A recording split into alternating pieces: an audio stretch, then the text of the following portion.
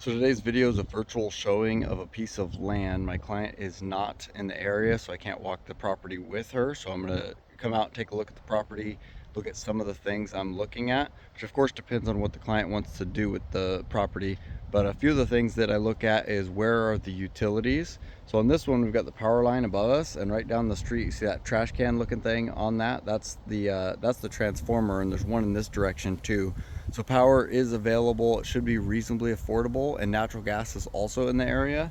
But we always want to actually call the utility companies, which is Instar and MEA here, and get actual estimates of what it would take to hook up, because just because they're in the area doesn't mean that I necessarily know what all the factors are going to be to get it here. For instance, if it's across the street versus right here, it can be more expensive or less expensive depending on if the road is paved or not, whether they want to go underground or overground.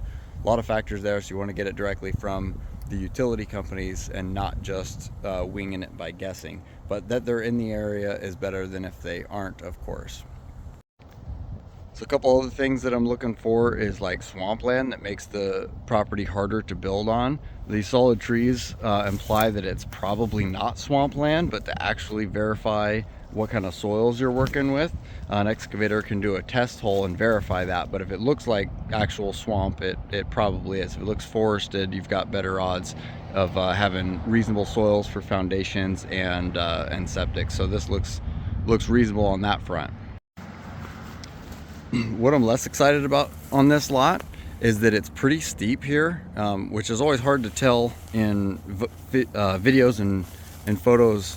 And it's not crazy steep, it's definitely buildable, but this is a large lot, almost 3 acres, and it wouldn't feel that big if you built the house on it, because you're not going to get a nice level yard without spending just like a lot more money on dirt work. So it's definitely possible to build here, but your home design might be different. You might want like a 2-story with a daylight basement. Like a ranch home wouldn't sit here quite as well as a multifamily.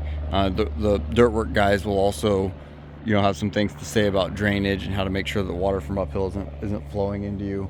So it should be doable, but that's why this property's been on the market so long, is my guess, is that it is going to be steeper, more expensive, and less desirable generally than than a flat level lot. And then another factor, of course, is just like the neighborhood. Is the neighborhood a place that the potential buyer is going to want to live or build their home in, if that's what they're doing? This neighborhood is generally pretty good. It's got a good location, close-ish to town, but not right in town, which is what a lot of people are looking for.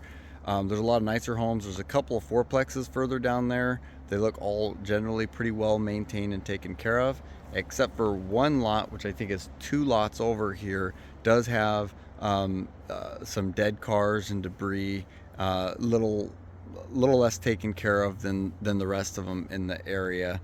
So what I do on that is, if the buyer's interested, I'll send them pictures and stuff of that. And of course, if they have time, they'd want to come take a look at the area and the lot themselves before purchasing, if possible. But those are some of the things I look for on the lot. There's some different apps you can look at, so when you're walking the lot, you can see the corners pretty reasonably these days, just from the GPS in your phone showing you about where the corners are, which used to be a lot harder before all these different free apps and stuff. So you've got a lot of options there. But I'm looking at utility, soil, slope, general neighborhood. Another thing on the slope, you can look on our tax records at the Matsubara website, and on their map there, you can get one with the topography lines that shows you, just from your computer screen, how sloped it is, and it'll actually show you how many feet it goes down. So if it goes down 30 feet or 100 feet, it shows all that.